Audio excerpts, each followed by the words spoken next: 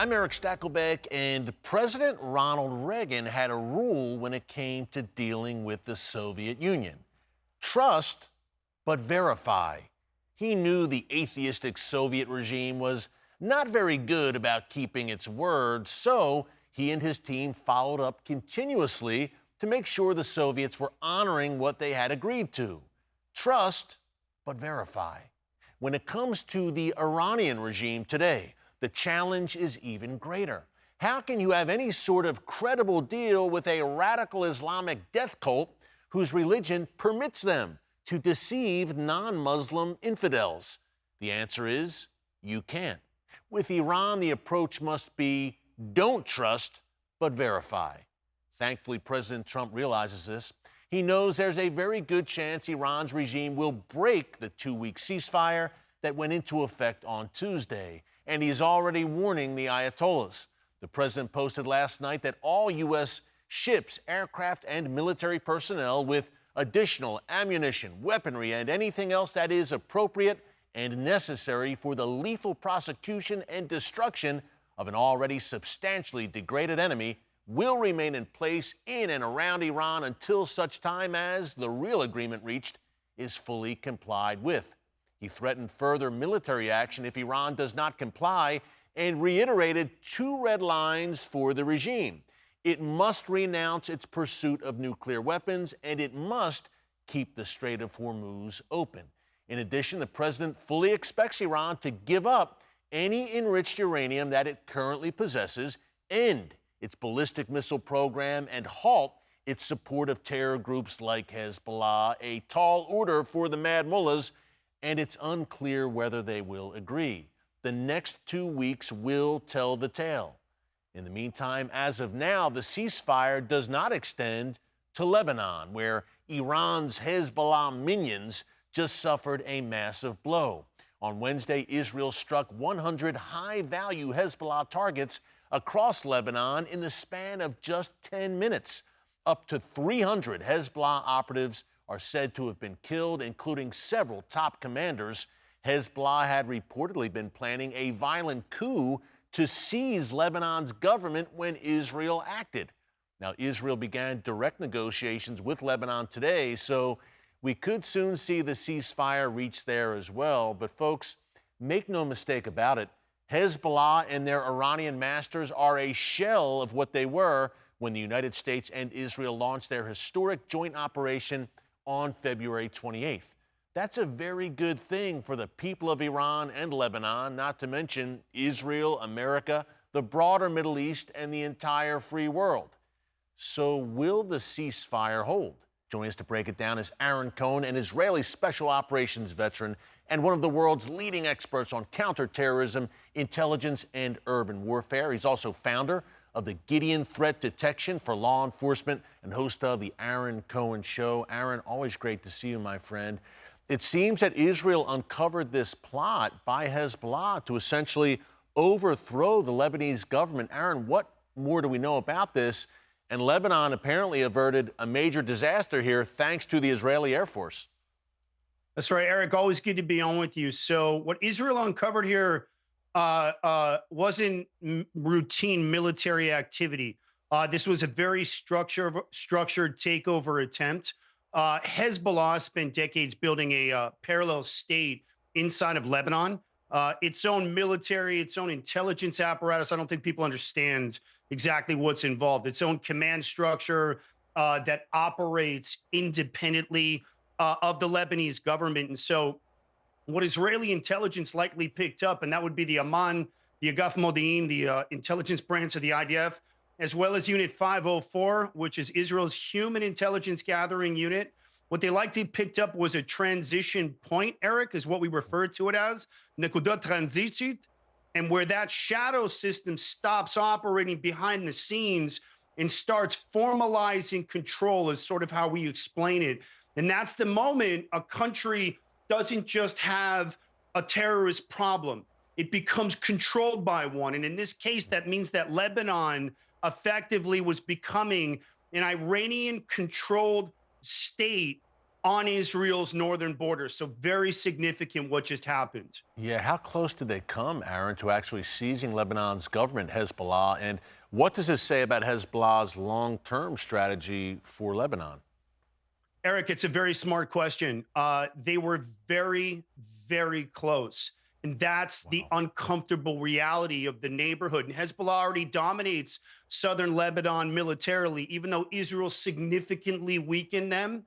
And they've embedded themselves very deeply into the political system in Beirut. And so over time, they've hollowed out the authority of the central government while strengthening their influence. And so they already have it.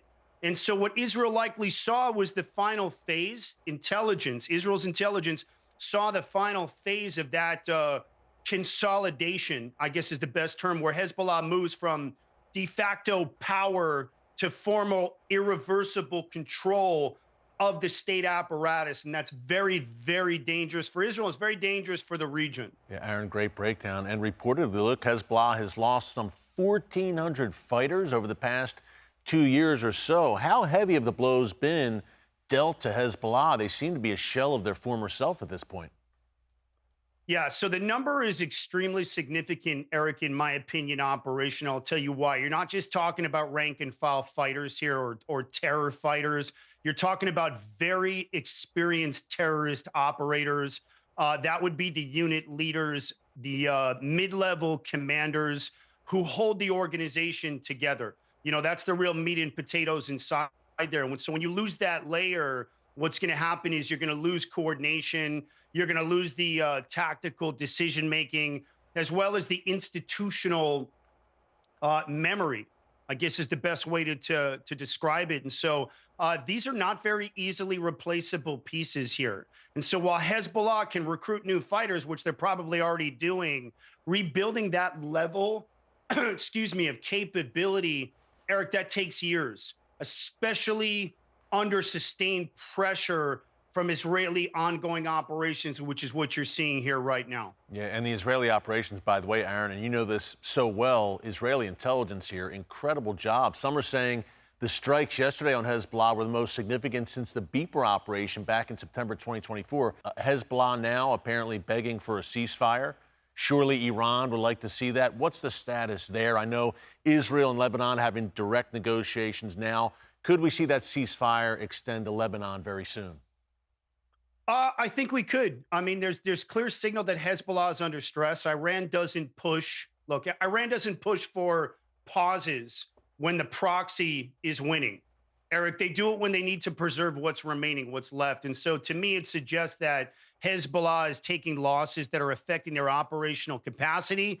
It isn't, this isn't them being strategic here and being patient. I think it's Tehran stepping in to stabilize what's left of a deteriorating situation to prevent further degradation of one of its most important assets. You take away Hezbollah, Eric, you're swiping away half of Iran's identity. So that's where I'm at with that. Aaron, it's been very interesting the past few days. Instructive, really, to see the Democrat Party, the mainstream media, and I would say the wacko wing, Tucker Carlson and those sorts, all basically declaring that Israel and the United States lost this war and Iran comes out of it even stronger.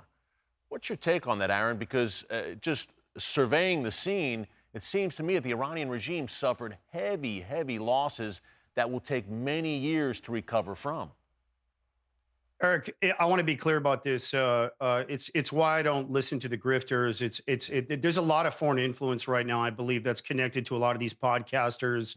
I'm not going to get into all of that right now, but I will tell you that the only reason why the only reason why there's a ceasefire on the table right now is because of what we call in Hebrew that sir lachan, so that pressure, which is what created the pause. So the amount of damage that was done by the United States and Israel working together in this counterterrorism elite coalition is the over 1,000 sorties and strikes that occurred by the United States and by Israel, not to mention the over 200 leaders that were assassinated and taken out by the Israeli Defense Forces through that Mossad grade intelligence. Then add to that the fact that 90% of the IRGC's Navy has been completely eliminated. Another 500 to 600 drone and missile nodes have been destroyed. So this isn't a traditional ceasefire. This was pressure based. The negotiations are only happening because Iran realized that if they didn't sit down and start negotiating, they were going to be killed. The fact is that the damage was so incredible that this forced the regime to make a decision: either come to the table or you're going to get completely eliminated. Aaron, well said. And you have said this was more a pressure pause than a ceasefire. And by the way, President Trump is saying that he believes this is a sort of productive regime change in Iran. We still have elements of the regime in power, of course. What do you make of that? Could this be classified as a regime change of sorts, or is that off the table until this regime is completely cast into the ash heap of history? Eric, I think that phrase, the actual phrase productive regime change, I think what it reflects is internal weakening of the regime, period. It hasn't collapsed, but it's been significantly destabilized. The leadership is under pressure control mechanisms, which are completely strained at this point. There's cracks that are forming. I can tell you from my sources in Israel, in the middle right now. And that's how regime change begins. This isn't overnight, but through sustained external and internal pressure. Yeah, this Saturday, Aaron, in Islamabad, Pakistan, Vice President J.D. Vance, along with Jared Kushner, Steve Witkoff, will lead negotiations with the regime. What do you expect to come out of this? Anything good? Will this ceasefire really hold the full 2 weeks? Who knows? But what do you expect this weekend?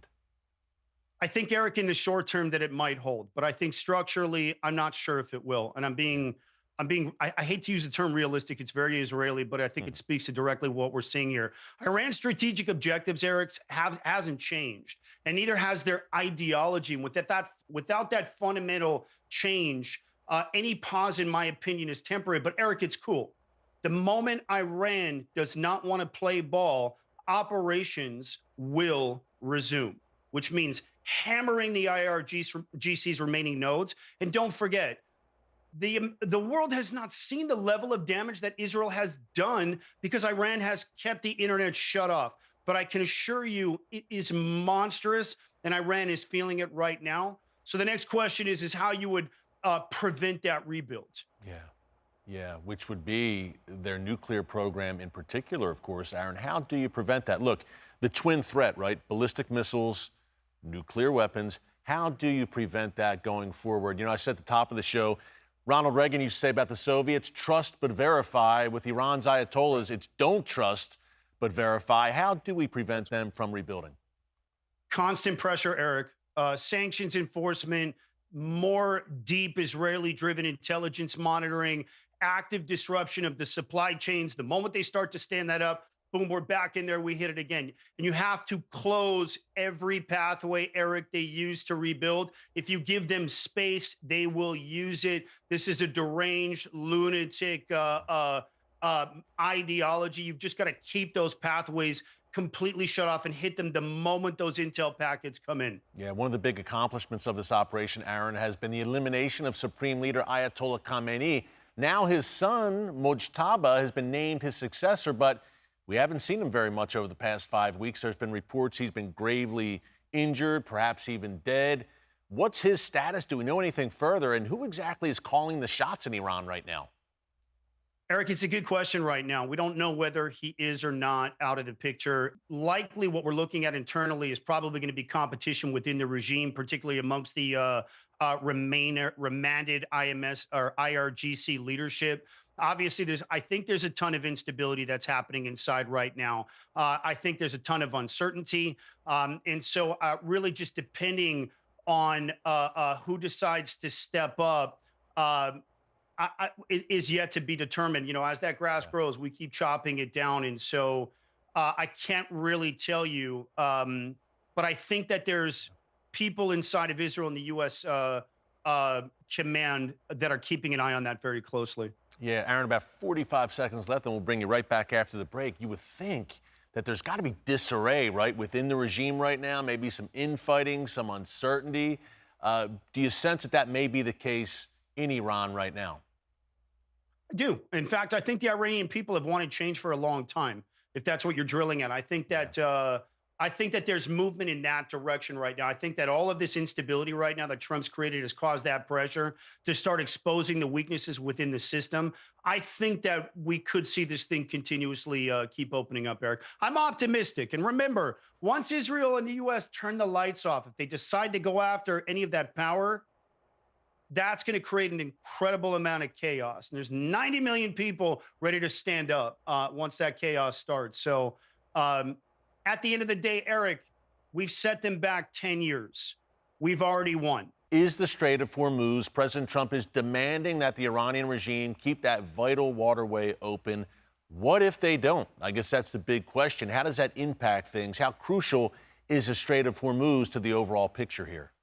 Well, listen, it's a major escalation point, Eric. You're looking at disruption to global oil markets. We're already feeling it, certainly here in California. Economic shockwaves.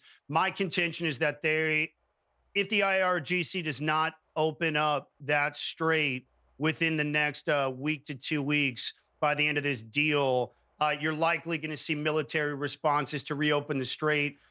It's really Iran's last major leverage point.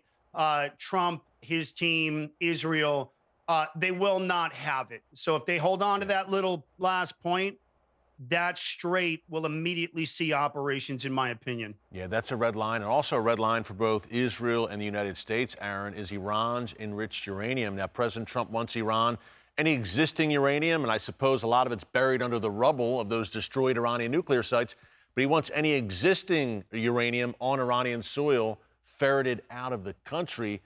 How do we make that happen? Does Iran agree to that? How do you see the enriched uranium dilemma right now in Iran?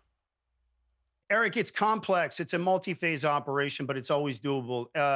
And the Valkazeshe low, like we say in Hebrew, there's no way it's not going to get sorted out, especially when it comes to the uranium and the nuclear capability. I think this is going to be a multi-phase operation. You're going to identify and secure the nuclear sites. Israel's already going to have that intelligence. They're going to be able to action it. You're going to have to extract and neutralize those materials. It's probably going to likely involve special operations units combined with those B-2 cluster bombs again. And then you're going to have to maintain long-term monitoring to ensure compliance. And that's going to involve physical inspections at the end of the deal, which is probably going to be sprinkled or layered in, Eric, with long-term electronic and intelligence gathering from Israel to make sure that the Iranians are not lying. The mullahs are liars. It's embedded in their DNA. So it's not a one-time strike. It's going to be an ongoing control effort. But the good news is that, again, we've pushed him back a decade. We've trimmed that grass. And so everything moving forward here is a gift, as you said. Yeah, the regime will never be what it once was. That has been accomplished and more over the past 5.5 weeks, Aaron. What's also been reestablished and confirmed is, in my view, that Israel is America's greatest ally in the world, and it's not even close. I look at Great Britain, Canada, France, Germany, Spain. The list goes on. Aaron, NATO, our European allies, have taken a complete pass here. They had a unique opportunity to help defend Judeo-Christian Western civilization. They decided to take a pass. President Trump is not happy with NATO. What do you see as the future of the NATO alliance? Is there a future for NATO? I wouldn't be surprised if Trump pulls out if they don't get their act together. I mean, look, Eric, this one's about leverage. Yeah. President Trump is pushing NATO to carry more of the burden. If they don't, I wouldn't be surprised if the U.S. pulls out. What percentage of the bill is the Americans paying? So I don't think it's about abandoning any alliances here. I think it's about recalibrating them so that they get on board. The fact is we've been carrying them for years, and either they get down with the United States, they start getting involved, or it's time to pull out, because honestly, that organization has been a waste of time for many years. Yeah, well said, my friend. About a minute left. Do you see new alliances forming? I think of the UAE, Arab Gulf states, Israel, of course. Could we see a new trajectory here in America, in terms of the nations America leans on and aligns with in the future? About a minute left. I do, Eric. And I think that there's some great, look, the whole point of wiping out the IRGC, Eric, besides getting after that uranium and degrading their missile capabilities, is about eradicating the Mullah threat from the region. They've been the bulldog for almost 50 years. And what we're watching right now is the systematic rollback of Iran's regional power, which includes Hezbollah. So this is long overdue, this correction. And it's going to open up a whole new wave of allies in the region. And we look forward to those relationships and what it's going to bring moving into the future with these types of partners in the Middle East. It's very exciting. Yeah, Aaron, great stuff. The sky is the limit. I mean, a real sense of optimism in the world's most volatile region in the Middle East for the first time in at least 47 years since that regime in Tehran took power. But Aaron, great breakdown. Folks, check him out on the Aaron Cohen Show. Gideon Threat Detection for law enforcement, doing incredible work there. X, Instagram, across social media.